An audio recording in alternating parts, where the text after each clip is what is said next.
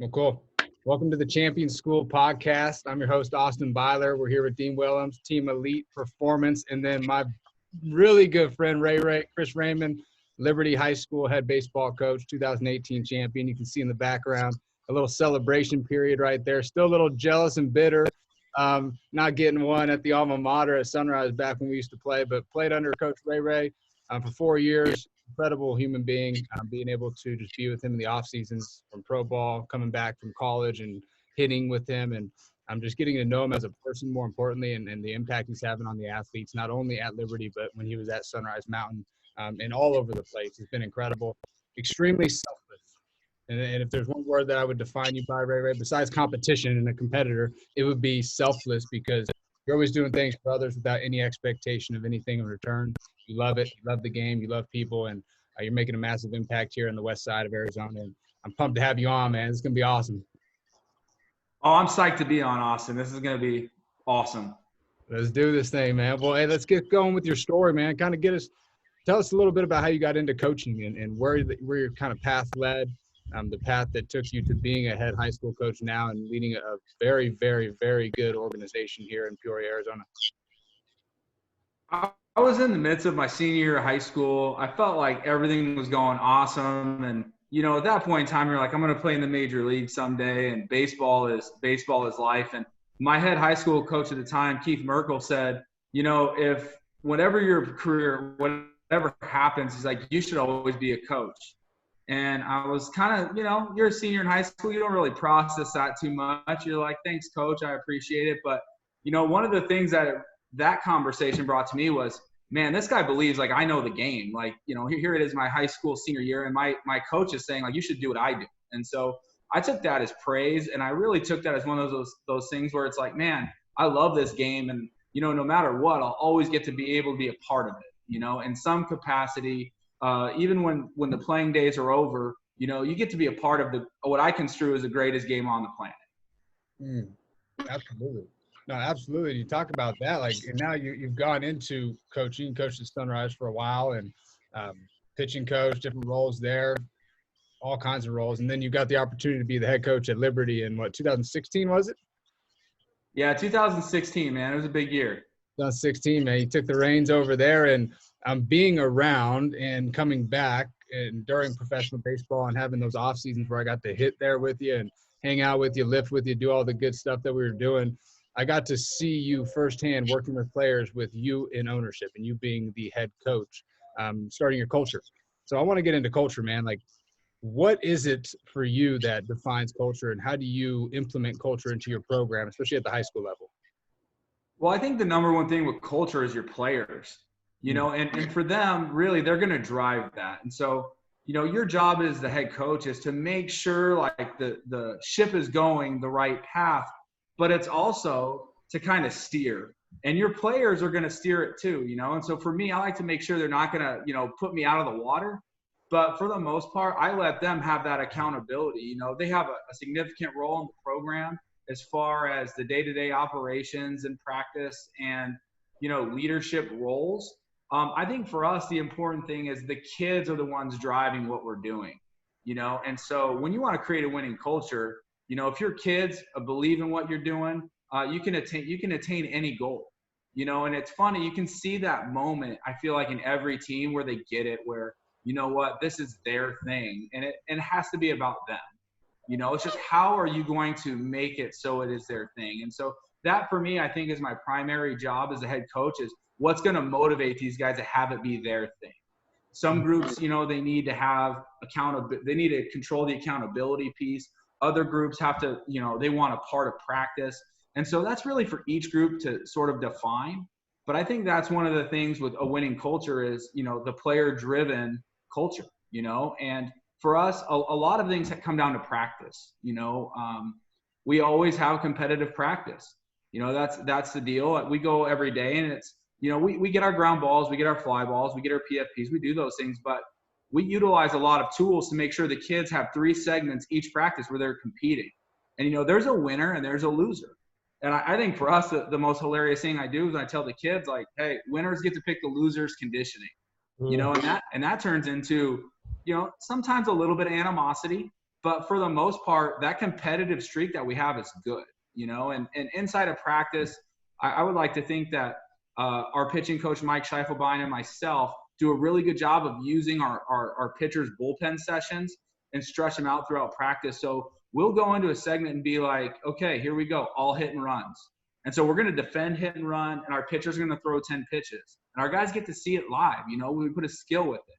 But there's also the piece of, at the end of practice, you load up the bases and you say, winning team, you got 4 laps, losing team, you get to go home. That turns into a ruckus show. And, I think that's a pretty cool deal, because at the end, there is a winner and there is a loser. And so for the kids, that's a pretty cool thing. A lot of times I'll cut it down a little bit depending upon how it goes. But at the end, they're competing, 3 sessions in practice, and it's game on. Oh, I love the competition piece, and watching some of those practices and then experiencing some of it at Sunrise back in high school was freaking awesome, man. It was like full on competition. It's guns blazing, like win or loser, somebody's going to be king of the hill today. And I think that builds resiliency with your athletes. And I also think it creates buy-in, especially with your team, is now they trust you because they see you leading by example. And we talk about leadership a lot. And you mentioned that in leadership, you empower a lot of your athletes to take certain roles. And off the air, we were talking about I think it was the discipline. You have almost like a discipline coach on your team. Explain a little bit more about that for any of the high school and college coaches out there who are like, man, what the heck is that? How do I get this going? Because I need more discipline. I need more leaders on my team. Well, we talk to the kids. And I think part of leadership and part of this culture is me talking to them. We had a meeting yesterday. I told them that, it was going to be in our room, but I think it's a really cool thing that they deserve a lot of credit for. And we came up with some ideas of how can the senior group take the program to another level. And so, one of the things that they came up with was discipline. I'll have a player, his job isn't to make people run laps or, be the go-to with admin. His job is to keep his eyes open and try and divert someone before they make a choice, and really, I think for us, things like that is going to be the servant leadership. We have a student that's going to be his role is, how can we serve the school? How can we serve the program? And those things are important. We have one in charge of activities. We're doing all these different things where I'm trying to compartmentalize a lot of the day-to-day operations. So I'm just going to work with the kids and see it, and they get to be the ones doing it, because if they're doing it, the accountability piece is going to be high. They love each other, so they're going to give it, it's not something I'm making them do. There's the players that are in charge of reaching out to the elementary schools. I have 4 elementary schools. I'm going to have 4 players. Their jobs be, how can I help you? And so they'll get on campus for 30, 40 minutes at one of our elementaries and, just help out however they can.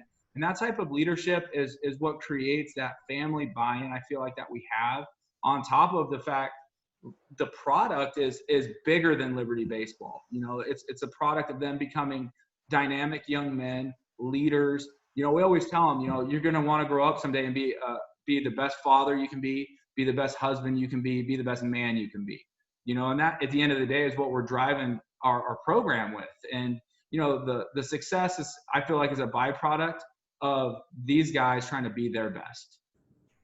You mentioned something that's really important. It's the community aspect and creating that community within your organization. And yesterday we had Brian Green from Washington State, and it's funny to see the parallels and the complete correlations between really good winning programs and winning cultures, how he was getting his community involved. Hey, how can we help? How can we serve? And for you at the high school level, hey, how can we serve? How can we help the ones under us, the elementary schools, the different programs in the area, putting somebody in charge of that, empowering your athletes to take charge and instill that discipline factor, which isn't you saying, hey, go run around Sunrise Mountain campus and Liberty campus and all around the West Valley. But hey, let's hold each other accountable, be another pair of eyes. Let's help each other.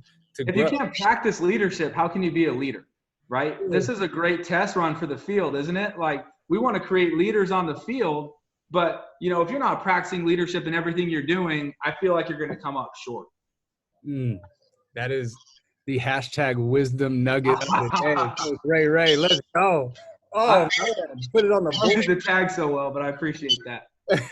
Now you're jacking me up, man. Well, I've got one more question before I kick it off to Dean, and it goes as far as that community aspect. How important And what is I guess not how important, but what's the difference you've noticed between your athletes once you've gotten them involved in the community and you've given them some of these leadership roles that they may see it or they may not have any idea that they're actually in a leadership role? But what is the difference you've seen when they come back to the program or throughout the fall when you're trying to instill this culture within your program once you take the field? I feel like it's a maturity thing, Austin. Our guys I feel like every year we grow up a little bit more, and every team has been a little more mature and a little stronger. And I think it's a byproduct of that.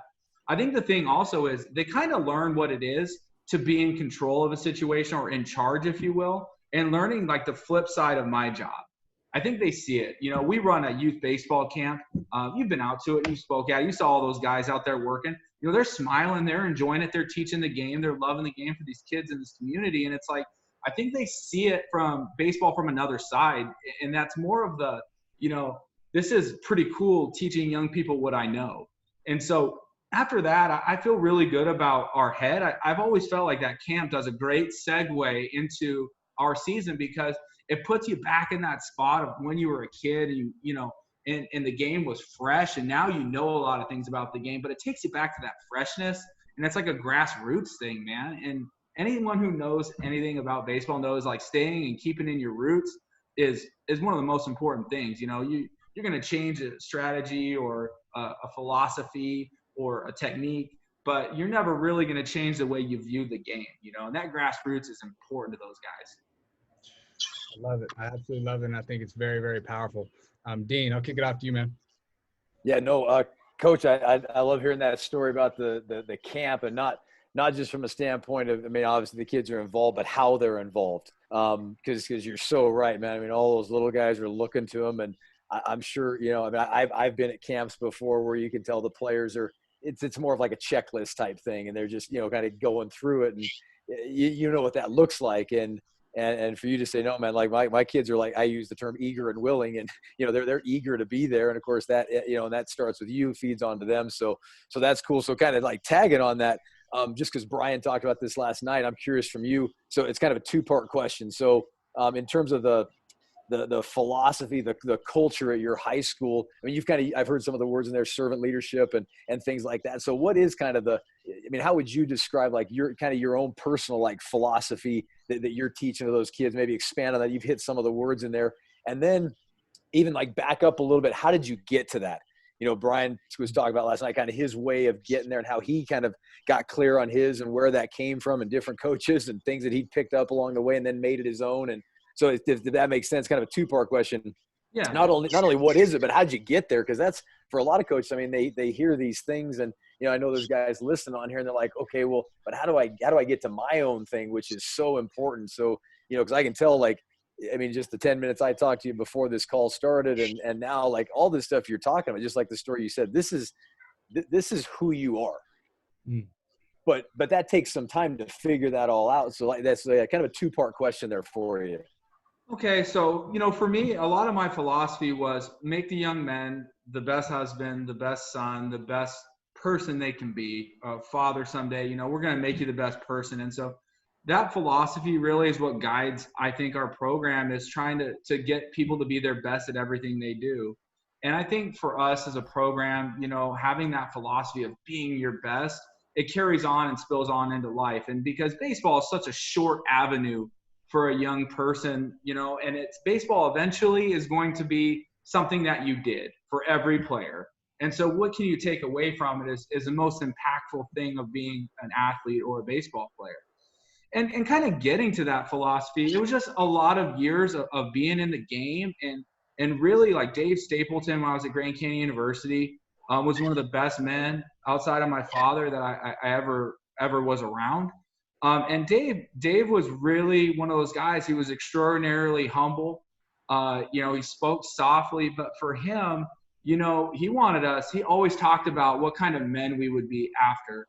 And that really stuck with me. Dave imprinted that on me.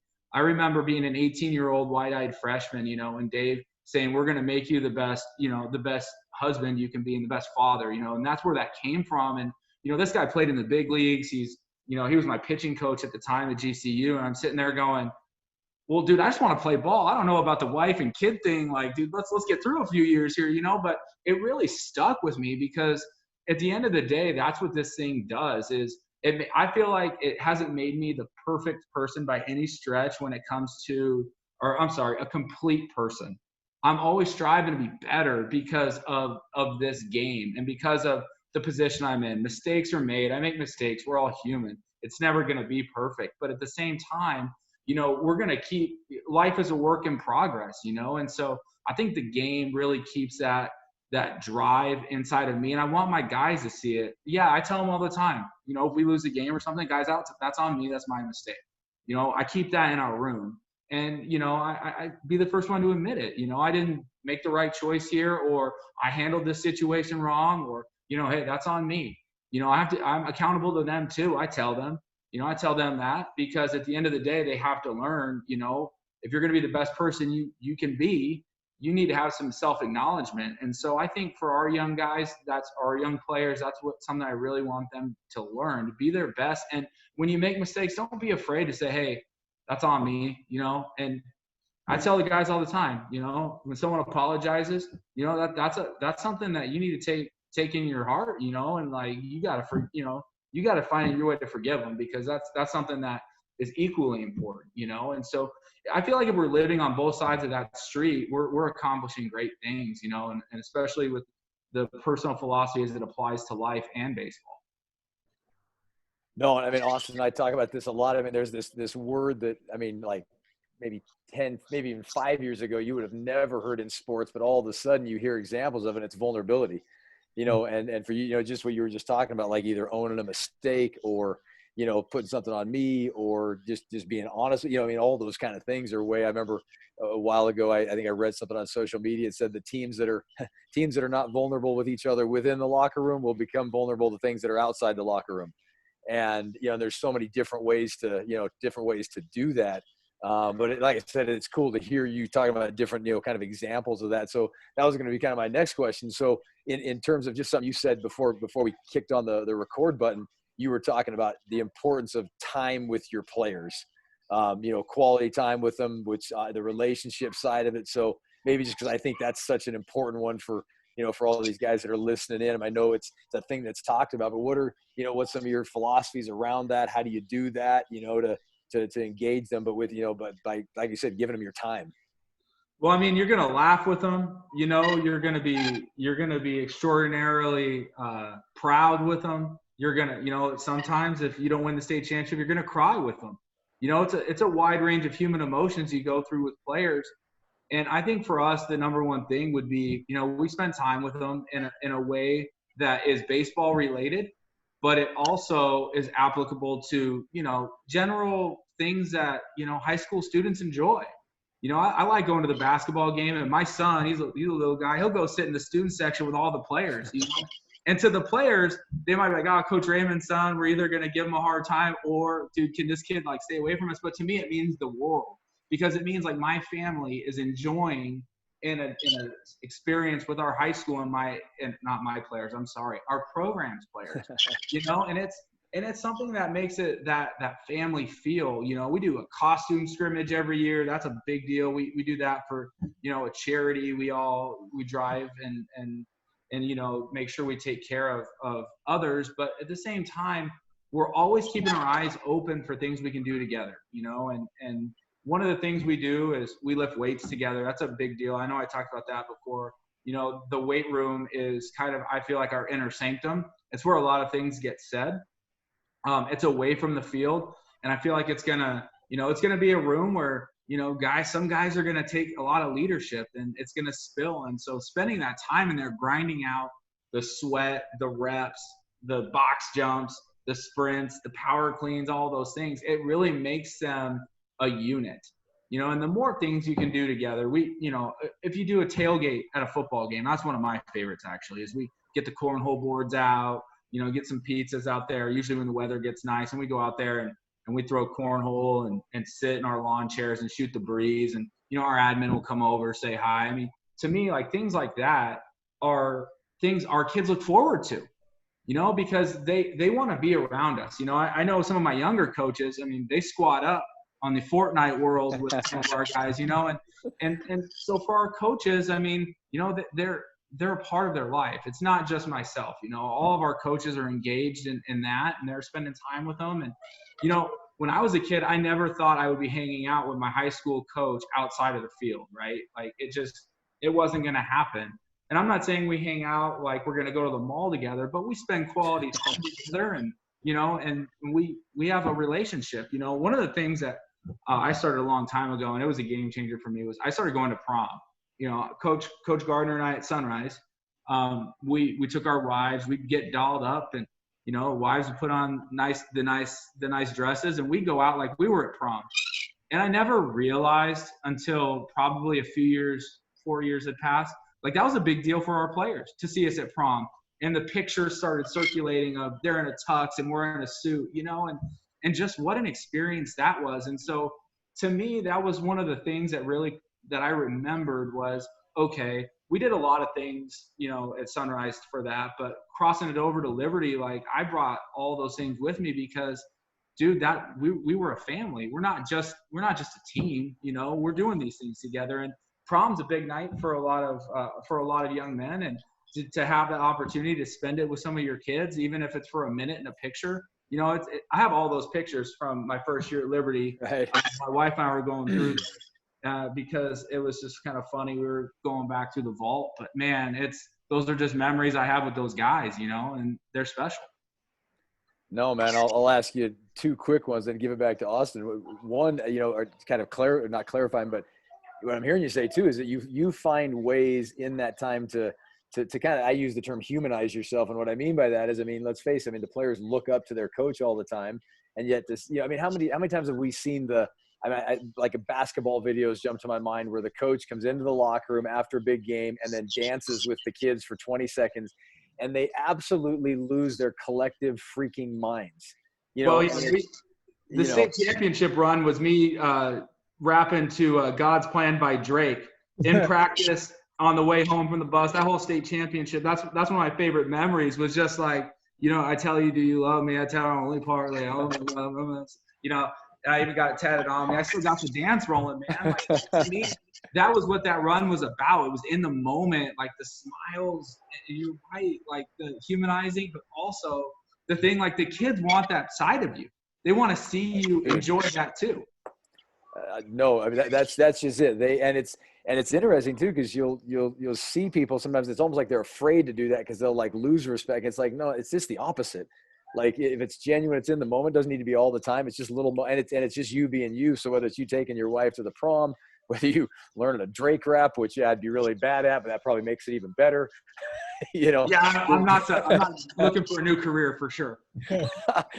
Yeah, he's safe on that one. Hey, no, I wanted to ask you a quick question because somebody popped it up here on the Q&A, and he was just one of the coaches on here asked about mental toughness and just, you know, like what do you do in ways to kind of teach that to them, understand you know, like ups and downs of the season, ups and downs of life, because I know, you know, again, talking to you prior to getting on the call and recording it, you were talking about different ways that you know, it's not just baseball, it's life stuff. So yeah, so what's kind of your philosophy around that, or ways that you approach that with your kids?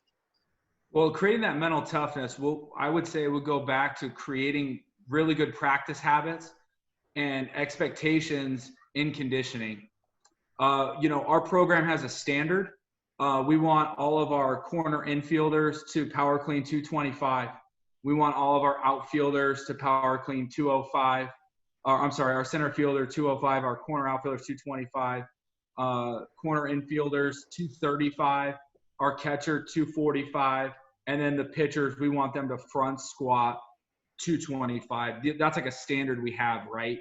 So how do you get to that standard? You have to be mentally tough. And if you don't have a standard, you know, that's a hard thing to reach for. And so you've got to be mentally tough to reach it, because not every set is going to be something that you want to do, you know, and reaching that goal.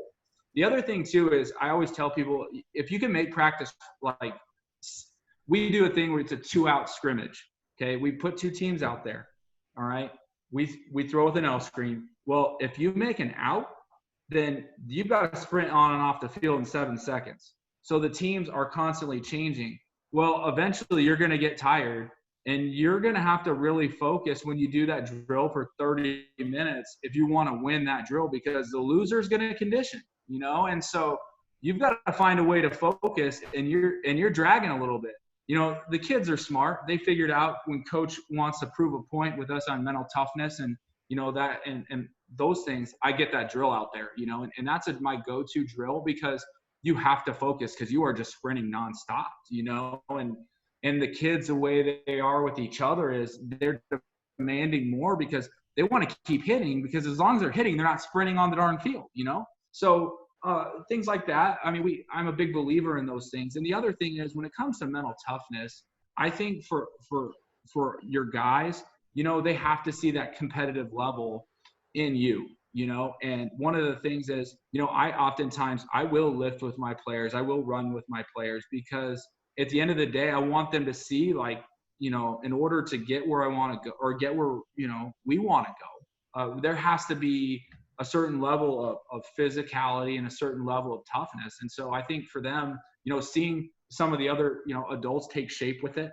But if that's not your style, then you just create the standard and say, this is where we're at, and, let's get there. Oof. No, yeah, before Austin asks his, there's another illustration of the getting in it with them. I mean, and like you said, not just talking about competitiveness, but like showing it and doing the stuff with them. And I was just watching a webinar today with a guy. He's like the Seattle Seahawks, mental performance coach, and he was talking about going and working with one of the Olympic, I think it was the women's Olympic volleyball team, and he went to speak with them the very first time, and something happened. He was like 3 minutes late. And so he walks in the door, and of course they had a thing when you're 3 minutes late. It was some freaking brutal conditioning thing. And so, one of the players kind of joked with him, like, "Hey, are you going to do that?" And he was like, "Oh, hell yeah, let's go. What is it?" And so that's how he opened the seminar, was like doing this, like he said it was basically like 3 minutes of like solid sprinting. He's like, "Dude, I thought I was going to freaking die. I thought I was going to pass out. I'm like all sweating." But, and then one of the players was on the call, and she was talking about, holy crap, I was all in. Like, he didn't have to say another word, just him demonstrating that. So, it's another way of you doing that, of like, saying, no, man, I'm in this thing. I'm all in too.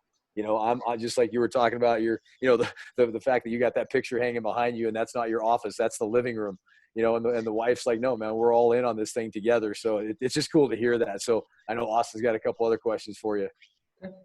Yeah, no, I think I love the weight room stuff, because I think back to a specific moment, and it was one of the years when I was at Nevada, and I came back. I don't know if it was my sophomore year going into junior year or junior to senior, but I remember I came back, and for the entire winter break, we would be in the weight room at 6 a.m. We would go in there, we would lift for about an hour and a half, we'd do our running stuff, and then he'd throw BP for like an hour, and we would just rake. And he wouldn't sit there and try and like coach me up and do all these crazy things. It was more about being like a really good friend. And I still consider Ray my coach, but it was more of like, wow, this is like a good bond. Like, I have somebody I can lean on and ask him questions. And he wasn't quick to judge and quick to point out, hey, you're doing this, you're doing that. He waited to listen.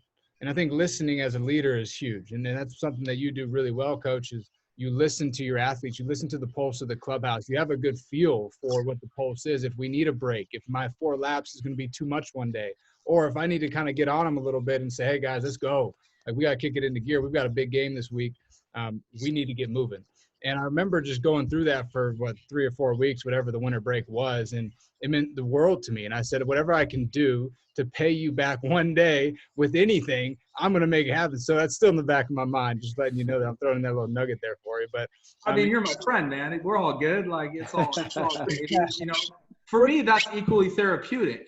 I get to watch one of the young men that I coached grow. I get to watch him enjoy what I would construe as the best years of his career. And in your case, I mean, you were an All-American. You were awesome. So I got to sit back and enjoy that. And I didn't have to be. I knew you were being coached. I knew you had your deal, but I just got to be the one to be there with you. And that in itself is rewarding, and really have that time with someone else where you can just listen. And really, that was one thing as a player. I didn't have a whole lot of when I was at Canyon, when I first got there, I had a lot of people that I leaned on, that were older players that I could just talk to.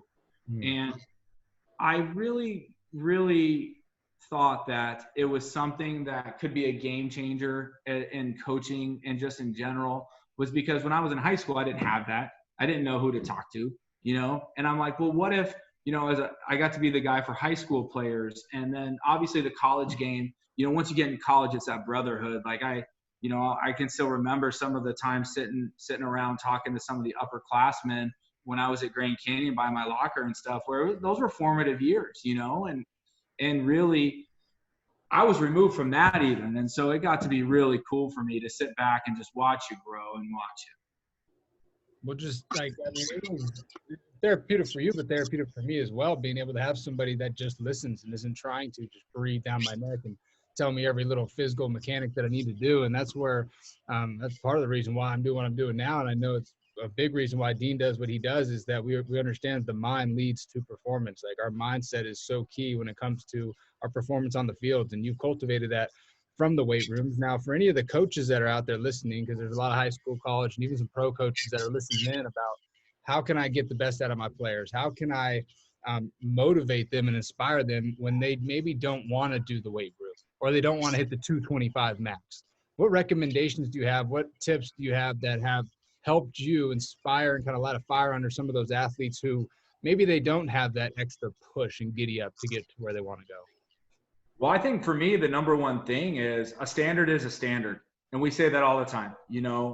Our strength and conditioning coordinator at Liberty, who I work with, he has a thing. It's a standard is a standard.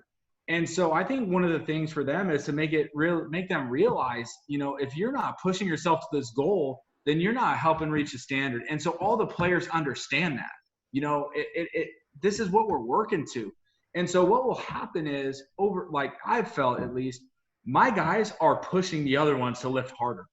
They'll go behind them and say, let's go. This platform is not doing what it should. And they're going to push. And you know what the thing is with a lot of players, that if they find themselves to be not motivated there, I tell them all the time, if you're not motivated in the weight room, you won't be motivated on the field either. Because at the end of the day, anytime I ask you to do something in practice that you don't want to do, you won't do it. Because it is what it is to you. You have to understand with the teams that you have, that if you want to motivate them, I tell them straight up, if you're not going to do this, how am I going to trust you to work hard in practice? How am I going to expect you to execute a situation in a game if you won't do the weight room? Because something you won't do. Does that mean you won't bunt either? Does that mean you won't hit and run? Does that mean you won't throw a 3-2 breaking ball? Where does it stop at that point? It's a trust issue then. And I make sure there's no trust issues. I want them to understand, obviously not every lifter that comes through is going to be, what I would construe as chipped out of steel, but we get enough out of everybody. And I think the thing is, what we have is the numbers are getting less and less. It's more and more guys that are becoming, this is their culture. This is their deal. We go in the weight room. This is who we are. The smartest thing I did after the 2018 state championship, I felt was I put the AIA banner in the weight room, because at Liberty, it says in the weight room where champions are made. And so I pointed and I go, see, there's one. Do you guys want another one? Well, then you better get after this next set, and this championship was made in this room. So there it is. And if you don't believe me, then take it down. And, the room goes silent because they're like, Coach is doing the just because thing to us, man. He's just getting mad just because. So, that's something that we do at our place. And I think it's created a ton of buy-in, and that's the thing. Now they see it, and it's where champions are made. There's the banner. Mic drop. What else do I have to say at that point? Another wisdom level, man. You're just laying them on me. It's making it hard to remember all these, Ray. Come on, man. Hey, let me ask you, Coach, kind of on that note about the getting the right people.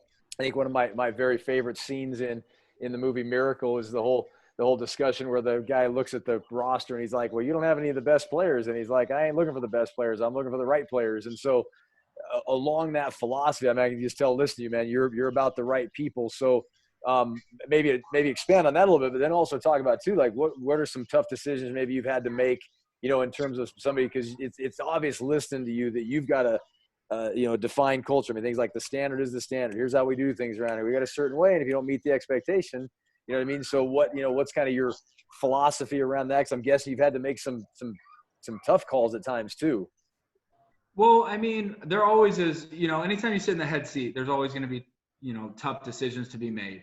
I think our support staff at Liberty, as far as administration and fellow coaches, really helps with that.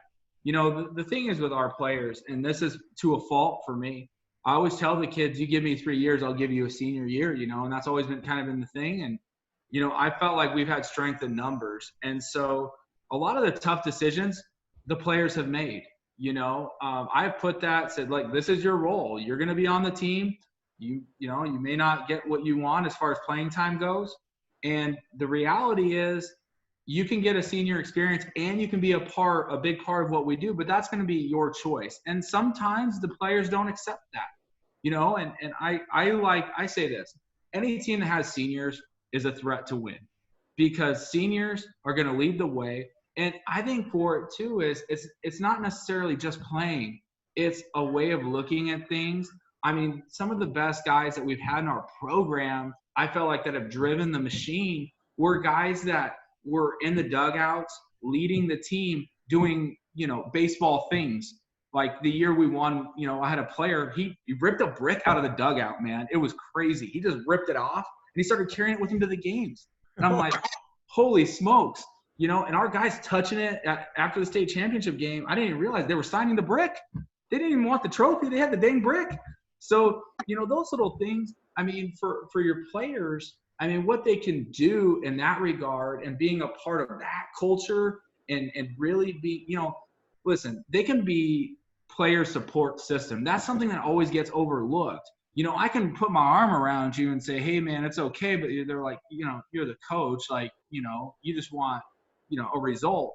Whereas if it's somebody who may not have played in the game who says, hey, man, we love you, we still got you, that means so much to them, and that's where you create a support system and a brotherhood. Is like, hey, this guy, he didn't have one at bat in the game. He got behind you and said, hey, man, let's go. You're all right. It's hard not to be all right at that point, because that dude believes in you to tell you, you've got this. And he didn't play at all. He didn't play one inning, but he loves you that much. And so that's all part of that winning culture. Is so that type of camaraderie, it'll keep you from the mental lapses, I feel like. That's really good. Yeah, no, I was going to ask a quick follow-up to that one. So you mentioned the program itself. What are, for some of the, it's a little different from a college to a high school. For some of the high school guys that are listening, what are some of the things that you do to maintain, that it's all one program, even though you got the different levels? What are some of those things that you do? Because the culture is the program. Well, one of the things that we do every single Monday at Liberty is we get together and we do this thing called Stages of Defense. I learned it at Sunrise under Coach Gardner. I get every single player in the program and every single position coach, and we get together and we do – if you saw it, you would be like, man, that is a fire drill. Like, there is stuff going on everywhere. That's awesome. We get the entire program together, and we use 2 fields, and people are by position. So all the shortstops in the program are together. All the second basemen and shortstops do next drill. They're working together. Third baseman and first baseman, all the people in the program. And so before you're navigating it, I swear to you, it's amazing. You can get 50 players doing drill work together, and they're creating a relationship with an upperclassman in their position group, which can't go overlooked. And so that's how you tie that bond together, I feel like, is you do baseball-related items together. There's the off-the-field stuff. We always invite the underclassmen to the tailgate, to the costume scrimmage. They're a part. But having that face of the guy that, 1, I respect, and 2, I want to be like, and you're getting reps with them, like that's, I know for a fact when I first got started there and we were doing that, some of the underclassmen said in their exit interviews as they went back, like, I never forgot working with so-and-so in my position group because I wanted to be as good as he was. And it really creates the expectation of success, right? Because I want to be in the same boat as this person because I saw what they did. I want to respect it. And also there is that human nature thing that says, I want to be better. Like, Right. I'm going to work harder because that guy was first team all region. I want to be first team all state because when we were in the position group, I want to show him like, hey, like you thought you were the man. You were first team all region. Well, I'm all state. How do you like them apples? No, and like you said, that part that can't be overlooked is just the relationship there. Those kids knowing each other a little bit, you know. But and I hear you say that right. You do that every Monday. Almost every Monday, yes. Almost every. And then in the fall, like in the winter, we do it probably twice a week before the season in our winter camp. But during the springtime, we try to do it once a week, you know, and it's dependent upon Monday. You know, it gets a little bit sideways there because of the scheduling of a tournament or this, that, but we try to do it once a week with all of our guys for sure.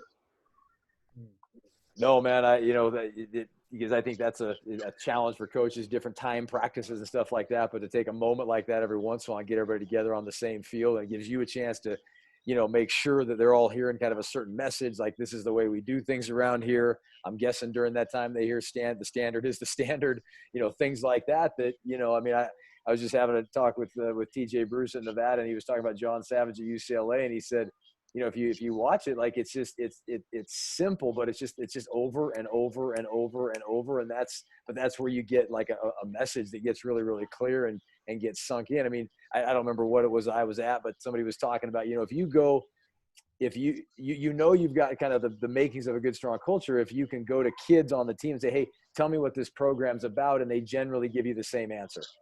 That's kind of what you'd want, is if you came to a kid at Liberty and said, hey, tell me about the culture here. What are you guys about? You know, you'd basically want, whether it was that freshman who's been there for 2 weeks or the senior who's been there all 4 years, to generally say, I mean, they're going to use maybe a little bit different words, but generally say the same, you know, same kind of stuff. So along that note, and then I'll give it back to Austin. What if we grabbed one of those kids and said, tell me about what do you got here? Tell me about the culture of this program. What are you guys all about?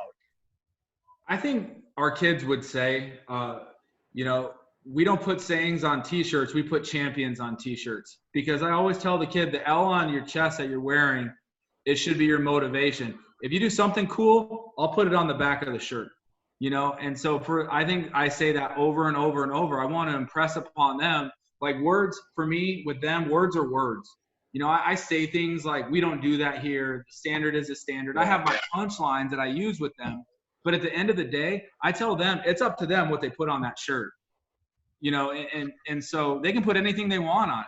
I tell them you can put mediocre on the back. I joke around and say, you know, if we haven't had one yet, but if we ever had a mediocre season, I'd put mediocre on the back and hand it out. You know, you're a champion. I go, it feels pretty good to put champion on things, so we'll put that on the back. And so I always tell them it's up to them to define what they put on there, because it's up to them to define what we are. You know, I tell them all the time, I'm not going to get one at bat.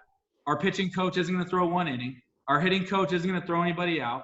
You know, this is your thing, guys. And so you're in control of what goes on the back of that thing. So I would say for our kids, if you were to ask them kind of what our motto is or how we feel, it's, you know, it's up to us. We put it on the back, you know. No, which goes back to how you run the practices, how you do. I mean, I forget what you do, the name of the drill, the 7 seconds off the field. I forget what you called it, but you know, yeah, it's just a 2-out scrimmage, man. Yeah, 2-out scrimmage, right? You got to come up with something clever for that. Yeah, right. Because I guarantee there's coaches on here going, shit, man, we're doing that thing like that, you know, because it makes a lot of sense, and it hits. It's like, it's such a, like I say, simple thing, but it's profound. I mean, it's like, you know, there's a lot of learning going on there in a quote unquote simple drill. Well, and the other thing is too, like with the simple drills and all of that, I always tell people, you know, how do you expect a kid to succeed if he's never successful? You know, and so in practice, we put them out there and we put them in situations where, you know, no matter what your role is, you're going to have a situation where you're going to be successful in a game-like situation. So when it is your time and it's your time to perform, you know, it's go time and you're going to perform because you've been performing in practice. Now the game, I mean, I had some kids tell me, shoot, they're like, I was more nerve-wracked at the end of practice when you loaded up the bases with nobody out and told me if they score, we run, you know? And so this kid came in, boom, boom, boom, got 3 outs, got out of it. His team won.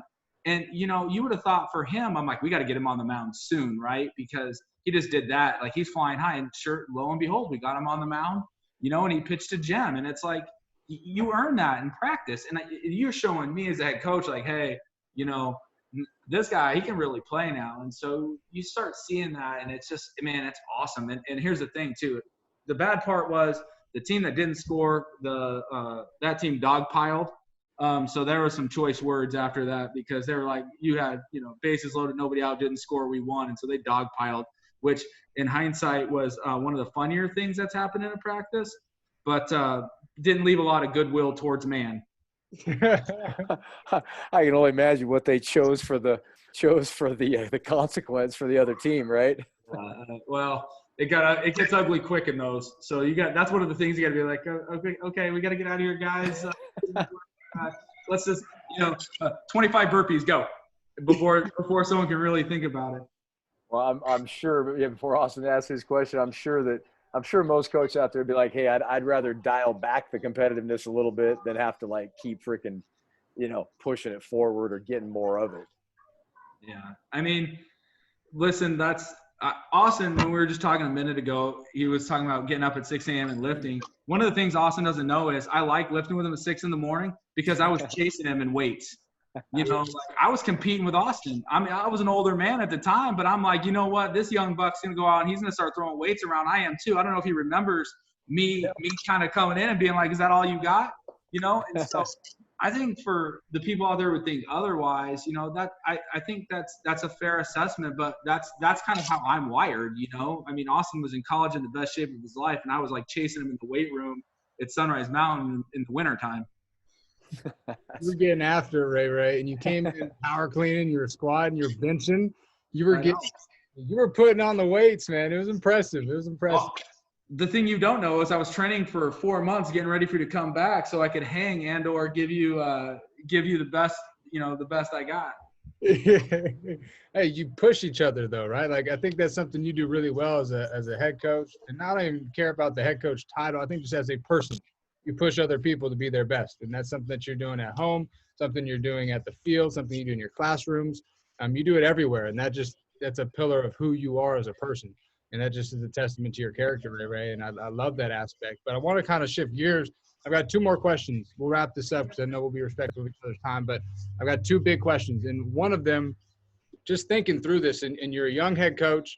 You've been in this, will be year 5 coming up next year. And you were at Sunrise for a while. Being able to be with some really good coaches as well. What is something that you wish you would have known or learned earlier on in your coaching career to maybe relate to the athletes, or just one tool that maybe you wanted to learn earlier on that you think could have helped you with your transition just a little bit more?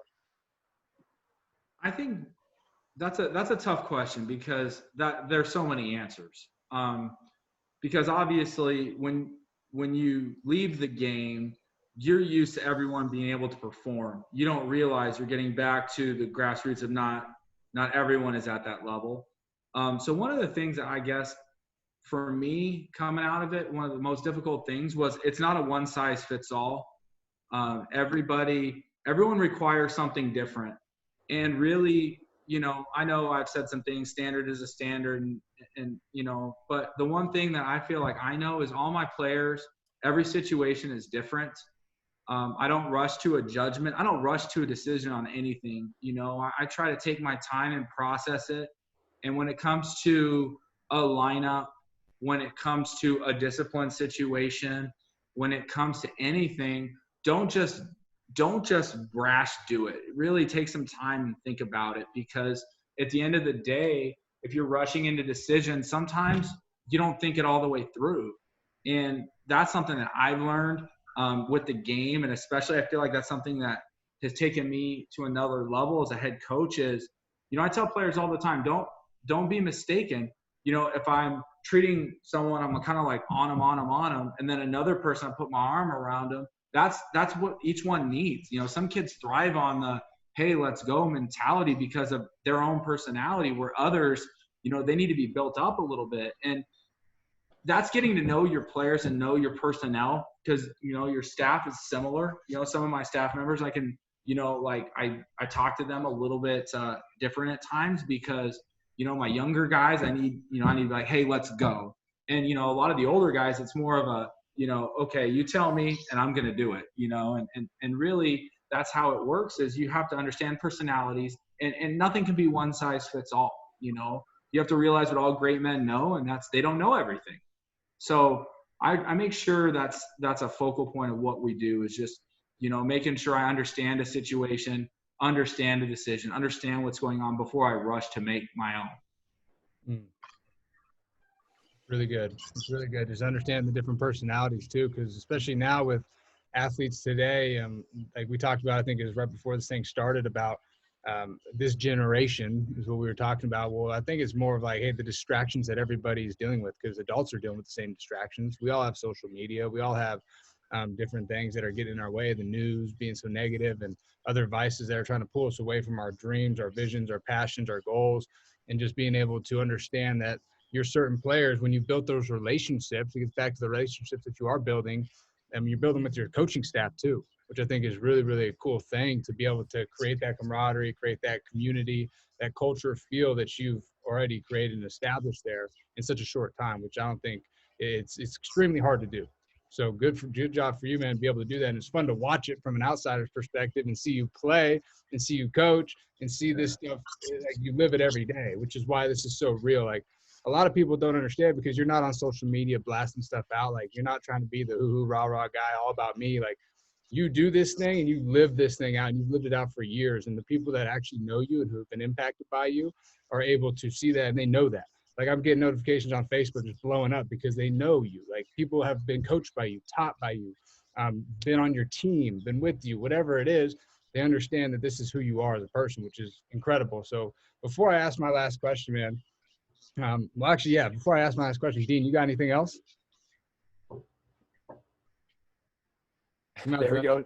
No, you asked one that I was going to ask, so finish it up, my man. Cool. So Ray, I want to just ask you, and it might be another tough question, so I apologize for not preparing you. That's okay. For it, but I know you can handle it, baby. I know you got this. What does success mean to you? We've talked a lot about some amazing things with our athletes, with the teams, with the programs, but I really want to know, and I really enjoy hearing different answers on this from head coaches and coaches all across the world, but what does success mean to you specifically? Success is this, Austin. Success is our relationship. It's our bond outside of sport. Success for me is the ability to surround myself and be with people that have impacted me, and hopefully I've impacted them. For me, that's the number one thing. Success is the ability to have meaningful relationships in life. And, you know, hopefully, you know, sports creates some of those, and sometimes it does, sometimes it doesn't. But that's one of my favorite things. Well, it is my favorite thing about being a baseball coach and a head coach, is this, you know, and really, that's when you're successful, is when, you know, you get the phone call like, hey, will you do this podcast or webinar with us? And I'm like, heck yeah, man, let's go, you know, because I've been fired up to do it all week, man. Like, ever since you told me, I'm like, that's fire right there. I'm ready, you know. So I think having that opportunity to share in the lives of players and people out, you know, as the years go on, is what success is to me. Absolutely amazing, Ray. Absolutely amazing, man. I just appreciate you, Dean. You go ahead if you got something. No, I would say, Coach, man, it's been a pleasure to meet you tonight. I mean, I knew in the first, well, I knew if there's any philosophy I have in life, good people are connected to good people. So when Austin said, dude, this dude's he's a dude, I already knew that. But then in the first, 30 seconds talking to you, I could tell it's interesting. I knew in the first 30 seconds what you just shared just now.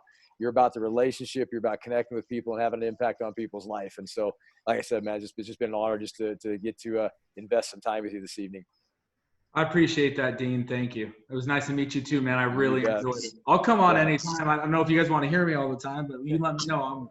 I'm always down. Back, man. Before this, I'm going to disclose this just because I'm going to throw out the bait there. But you mentioned, hey, I'm a little nervous for this. Like, I'm kind of a little nervous for that. It's like a championship game almost, right? Like, you're going in, and you got a weird camera in your face. Like, it's trying to get the right lighting and like make it all work. But dude, you crushed it as always, Ray. And I don't expect that because you live this stuff. You breathe it. You you preach it and you teach it, and you're such a great example for so many young men and women in the Arizona area, not just Arizona, the ones who get to go out to different states and use some of the tools and teachings that you've been able to equip them with in life. And I know I'm trying to just be a somewhat of a spitting image of you in the areas that I'm going, man, and being able to use some of the tools you've taught me. And most importantly, the selflessness, man. Just, I can't thank you enough for all the times that you opened up the weight room, for the times you threw to me without any expectation of money, without any expectation of anything except, hey, let's get better. Let's get better. And now I know that you were working for it in the weight room. So now I'm going to be more prepared next time we get out. If I'm back here in AZ, man, you better be careful. I'm going to be getting on the bicep game. We might go some overhead press. We'll see.